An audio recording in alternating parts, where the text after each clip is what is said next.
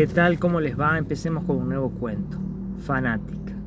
Aún empuñaba el cuchillo teñido de rojo, la hoja temblando de mi mano mientras mi reflejo me devolvía la imagen de un monstruo, el ser en el que me había convertido. En la bañera caían las gotas de sangre, marcando un camino sinuoso hacia el resumidero. Su voz resonaba en mi cabeza, los gritos desesperados que ya no podía escuchar. Todo había terminado, pero no en el modo que me imaginé. Mi desgracia había comenzado en una firma de ejemplares en una librería de Tucumán. Era un escritor atrapado entre la promesa del éxito y el temor al olvido. Entonces las conocí, a Isabel. Su mirada intensa y su voz apasionada me incomodaron desde el principio. No era la primera admiradora devota, pero sí la más persistente. Sus correos llenaron mi bandeja de entrada, pasando de halagos a confesiones personales que comenzaron a ahogarme. Intenté ignorarla, pero ella siempre encontraba un camino de regreso. Años después, en una parada en una librería en el sur de la provincia, reapareció. Esta vez no podía ignorarla. Isabel, de vestido rojo, destacaba como una advertencia. Casi al final, cuando no quedaba nadie más, me tomó de la mano y me alejó del público, internándonos en medio de un pasillo que hacían las estanterías de libros. Su declaración de amor fue el inicio del desastre. Intenté razonar con ella, rechazarla con cuidado, pero en su mundo no había espacio para el no. Isabel parecía conocer mis debilidades, como si hubiera estudiado mi vida con obsesión. Sacó una prenda íntima y con una sonrisa que oscilaba entre la ingenuidad y la malicia me la entregó. Es un regalo, dijo, como si eso justificara lo inapropiado del acto. Aunque me sentí invadido, guardé su tanga para evitar que la situación se desbordara. Traté de explicarle con palabras firmes, casi paternalistas, que su fanatismo la estaba llevando a cruzar límites peligrosos. Le hablé de los peligros de idealizar a las personas, de cómo las expectativas irreales solo llevan a la decepción. Pero ella no escuchaba. Sus ojos brillaban en una mezcla de adoración y desafío. Cuando salimos de la oficina improvisada, mi representante Ignacio me esperaba.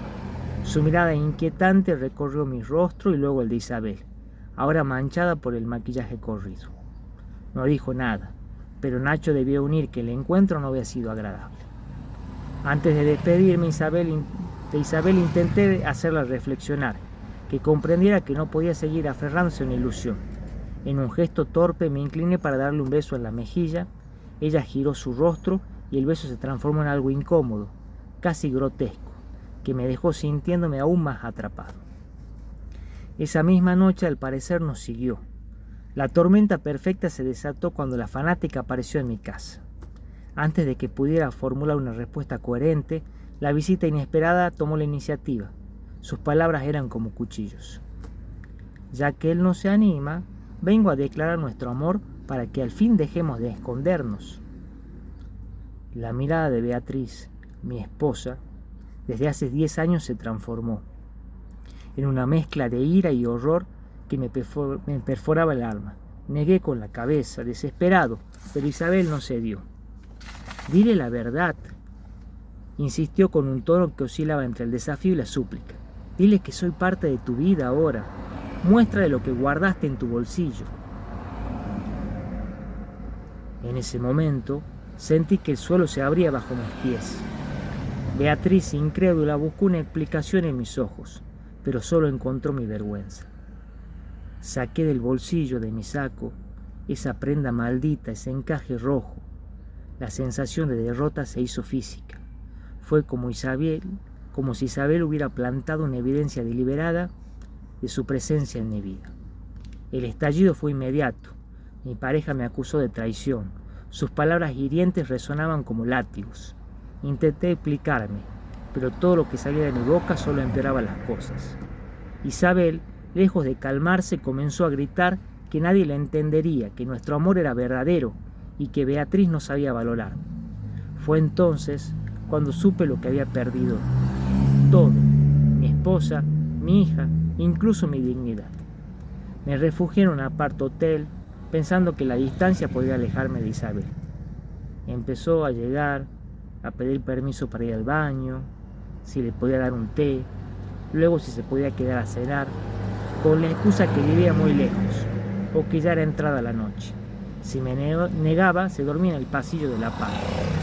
Y una cosa llevó a la otra, hasta que directamente empezamos a convivir, transformando ese espacio en una prisión controlada por ella, que hacía las compras, atendía el teléfono, cocinaba. Intenté seguir adelante, escribir con desesperación, buscarme y redimirme en mis letras. Pero Isabel no era una musa, sino una sombra que consumía todo a su paso. Incluso el terapeuta al que la llevé no logró calmarla. Su dependencia aumentó. Una noche mientras dormía desperté con un olor acre del papel quemado. En el balcón, Isabel estaba junto al fuego, sosteniendo las cenizas de mi segundo libro. «Tú eres todo mío», dijo con una sonrisa. «Tus palabras son solo para mí. Nadie más necesita leerte». Fue el punto de quiebre. La furia y el dolor me dominaron. La aparté con un golpe y corrí a la cocina, donde tomé el cuchillo más grande que encontré. Ella intentó detenerme, pero ya no había marcha atrás. La empujé y me escapé hacia el baño. Cada corte fue un acto de expiación. Uno por mi hija, otro por Beatriz y el último por mis sueños perdidos. La oscuridad me envolvió. Antes de perder la conciencia escuché su voz, un eco de desesperación. Isabel lloraba llamándome. José, José. No era el grito de un amante, sino el de un niño perdido. En ese momento entendí que no había monstruos ni víctimas, solo dos almas rotas aferrándose a un vacío. Mientras me desangraba, sentí como mi alma se desprendía lentamente de mi cuerpo. Como un cuervo hambriento, ella buscaba carroña en otro lugar. Eso es todo. Ahora una pequeña conclusión. Fanática no es solamente una historia de obsesión y tragedia, sino una reflexión sobre los peligros del fanatismo y la fragilidad de las relaciones humanas. Nos muestra cómo las idealizaciones pueden desdibujar los límites de la realidad y destruir tanto a quien idealiza como a quien es idealizado. La narrativa invita a considerar las consecuencias del aislamiento emocional, la dependencia tóxica y los demonios internos que surgen cuando se cruzan las líneas invisibles. Bueno, hasta la próxima.